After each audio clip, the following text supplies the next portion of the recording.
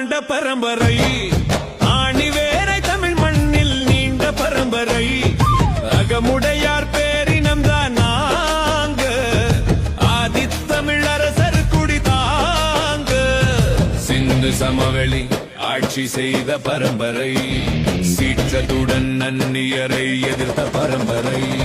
இமயத்தில் தமிழ் கொடியை நட்ட பரம்பரை,